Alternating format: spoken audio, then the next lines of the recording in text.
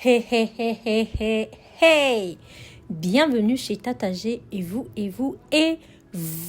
chers parents, bonjour et bienvenue sur cette session de podcast où nous parlons des astuces et challenges à mettre en place pour le bien-être de nos enfants. Alors, comme j'ai l'habitude de le dire, enfant heureux, parents fiers.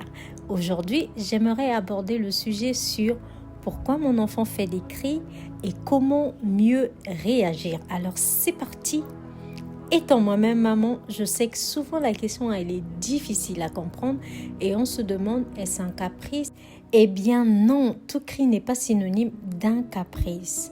Je pense que vous avez déjà suivi cette émission sur Super Nanny, une bonne institutrice qui rendait visite aux parents dont les enfants étaient difficiles à comprendre et en passant du temps avec eux, des jours, voire même des semaines, et boum, comme par coup de baguette scintillant, les enfants devenaient si suites comme du miel et rendant ainsi leurs parents heureux.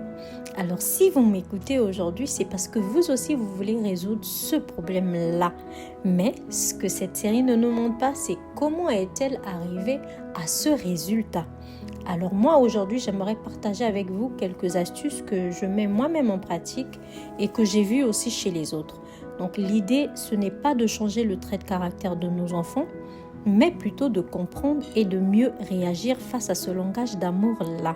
Et oui, les cris aussi pour les enfants peuvent être un langage d'amour. Comme nous tous, d'ailleurs, nous avons des fois des jours plutôt joyeux, plutôt anxiété, des fois ceci, deux fois cela, encore et encore.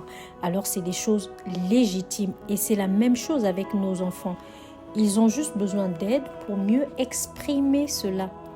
Et lorsque nous sommes confrontés à ce genre de situation, le mieux serait par exemple, numéro 1, demander avec un ton de la personne qui comprend le souci de l'autre, lui dire « Je vois que tu es en colère. Peux-tu te calmer et prendre un souffle ?» Numéro 2, proposer une alternative. Tu veux un câlin ou un espace plus calme? Numéro 3, accompagner l'enfant par exemple, lui dire « Je suis là en cas de besoin ». Et je vois déjà le cœur de certains parents bouillonner. Comme vous, moi aussi je tapais direct. Je n'attendais pas à ce que l'enfant soit calme ou autre. Je tapais. Mais une fois ma belle-sœur me disait « Mais en tapant, ça ne résout rien en fait ». Et moi en voyant cela, effectivement, mes enfants devenaient de plus en plus têtus. Donc apprenez comme moi à faire des essais, même quand c'est difficile pour nous de le faire. Essayons. Le but ici, ce n'est pas d'exclure la punition face au cri, mais plutôt d'ajouter un plus à nos routines de correction. Ne pas seulement rester figé sur la fessée. Donc je vous donne ce challenge de l'essayer pour 2 semaines, après ensuite des mois et pourquoi pas faire de ça une vie. Et dites-moi en commentaire si vous appliquez déjà certains de ces points ou d'autres. Si vous êtes au contraire ceux qui tapent, ce n'est pas grave.